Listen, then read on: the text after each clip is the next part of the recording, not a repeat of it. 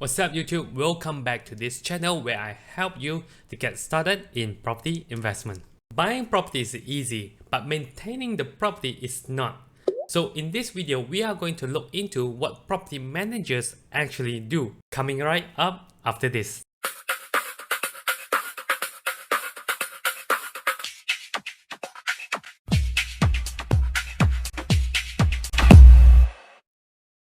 Property managers is essentially the person or a company appointed by you to manage your property. We could use someone like you around here.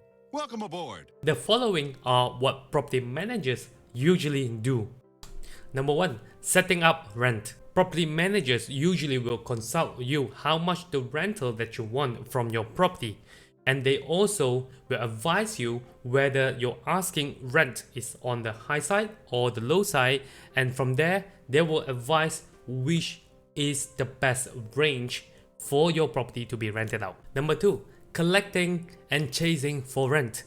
Property managers are usually responsible to collect rentals on your behalf and to chase up any arrears from the tenants. Once they receive all the rentals, they will transfer it to you. Number 3. Finding good tenants. Property managers will help you to interview the tenants. So it depends on what tenants that you want. They will fill in all the criteria and look for the perfect tenant for you based on the criteria that you set. Interview with the prospective tenants is the most important step in renting out your property, because this will filter out good and bad tenants. Number 4. Property maintenance. Property managers are responsible to keep the property in a good state. Now, any issues, for example, the complaint from tenants or anything's broken, the property manager is the one that actually go there and then fix any issue raised. Number 5. Paying bills. Besides loan installment, there are many bills that you need to pay as a landlord. Now, the property managers is the one going to responsible to pay all your bills. Shut up and take my money. Now, how they do it is that they take the rentals coming in and offset by paying off first, and the balance will be transferred it to you. Number 6. Communication with tenants. Property managers act like the middle person.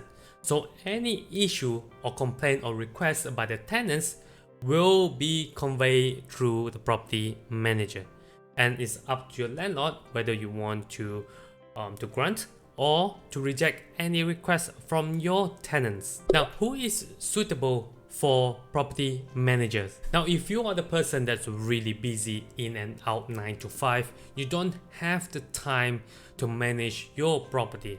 Now, if that's the case, then it is much suitable for you to engage a property manager to manage the property for you, because end of the day, when you have tenants in your property, they will have a lot of inquiries, a lot of viewings, and sometimes a lot of requests if they already move in your units. Not to mention that you need to maintain the unit as well.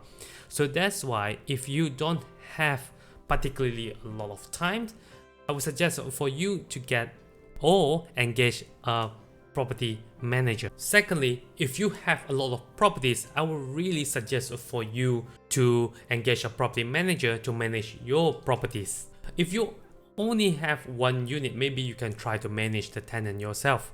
But if you have multiple properties in multiple areas, it is strongly advised for you to get a property manager to run all the errands for you. If you are investing overseas, there's no other way but to engage a property managers to manage the property for you, because having a local people or whoever that stays there to manage the tenants is much easier, because there's no way you could be able to do it over the internet. Whereas, for example, if you were to stay in Malaysia, but then again, your tenant is in Bangkok. So how is that possible for you to manage your tenants? So that is the reason why for any kind of overseas property, you need to engage a property managers with no exception to this, because it doesn't make sense that you do it yourself, right? So yeah. Now, even if you don't invest in overseas, but somehow you invest outside of your area, if that's the case, you need to engage a property manager as well because of the distance. For example, in Malaysia, you could stay in Kuala Lumpur, but then again, you bought the property in Penang. That is like 300 kilometers away. So it is wise for you to engage a property managers to manage the property for you. Now here is my suggestion.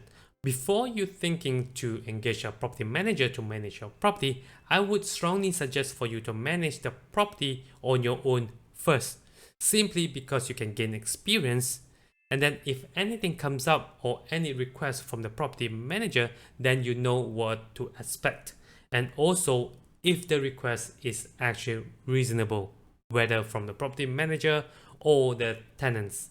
So until then, I see you in the next video.